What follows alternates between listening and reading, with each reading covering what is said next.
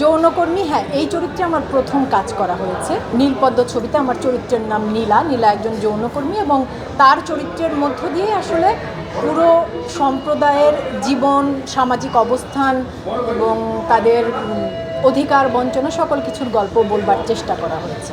একজন অভিনয় কর্মী হিসেবে আমি নিজেকে একজন অভিনয় কর্মী মনে করি।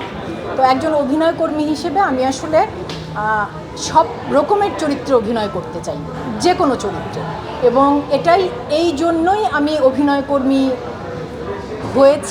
হয়ে যাওয়ার চেষ্টা করছি। এখন ওয়ালটন ফ্রিজ কিনে অনেকের মতো আপনিও হয়ে যেতে পারেন মিলেনিয়ার। সেরা পণ্যের সেরা অফার, ওয়ালটন মিলেনিয়ার।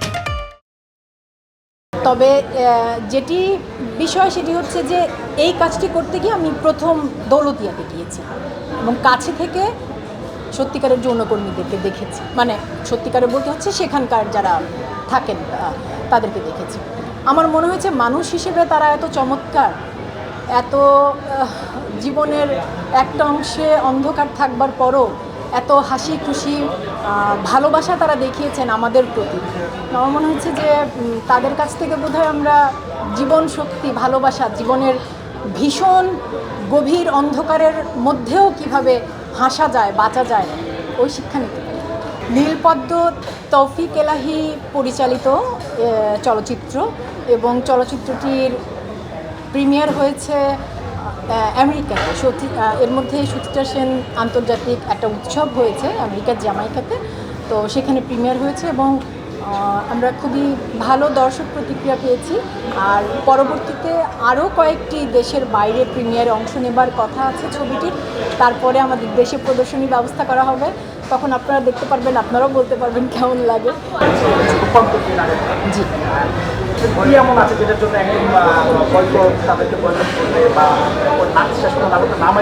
সেটা তো এই প্রশ্নটা আসলে আপনাদেরকে যারা বয়কট করেছে তাদেরকে গিয়ে করতে হবে, আর যারা নাটকটা নামিয়ে নিয়েছে তাদেরকে গিয়ে করতে। শিল্পী হিসেবে আমি বিশ্বাস করি এই পৃথিবীর প্রতিটি প্রাণ, শুধু মানুষ না, আমি কিন্তু শুধু মানুষের অধিকারে বিশ্বাস করি না, আমি বিশ্বাস করি এই পৃথিবীতে যত প্রাণ আছে, প্রাণীকুল, মানব সন্তান এবং প্রাণীকুল প্রত্যেকেরই আনন্দ নিয়ে জীবনটা যাপন করবার, বাঁচবার অধিকার আছে। আমরা কেউই কাউকে অন্য ধর্মে মিলল না বলে, মতে মিলল না বলে, বা আমার সাথে মতে মিলল না বলেই আমি অন্য কাউকে আক্রমণ, অসম্মান করতে পারি না। তাই যদি হতো তাহলে পৃথিবীতে এত ধর্ম, এত বর্ণ। একটা মজার বিষয় জানেন, এই পৃথিবীতে মোট জনসংখ্যা 800 কোটি। আমি এই দেশের কথাই বলি, আমাদের বাংলাদেশে মুসলমান ধর্মাবলম্বী লোকের সংখ্যা সবচাইতে বেশি। তো পৃথিবীতে মুসলমান ধর্মাবলম্বী লোকের সংখ্যা 200 কোটি। তো ধরেন বাকি 600 কোটি যারা সংখ্যাগরিষ্ঠ, তারা যদি বলে আমরা পৃথিবীতে সবচাইতে বেশি, তোমরা কম, তোমাদেরকে পৃথিবীতে থাকতে দেবো না, কোথায় যাব আমরা? সো কেউ আমার চাইতে কম বলেই, কেউ আমার চাইতে ছোট অবস্থানে আছে বলেই তাকে, বা সংখ্যায় কম বলেই আমরা তাকে আক্রমণ করতে পারি না, অসম্মান করতে পারি না।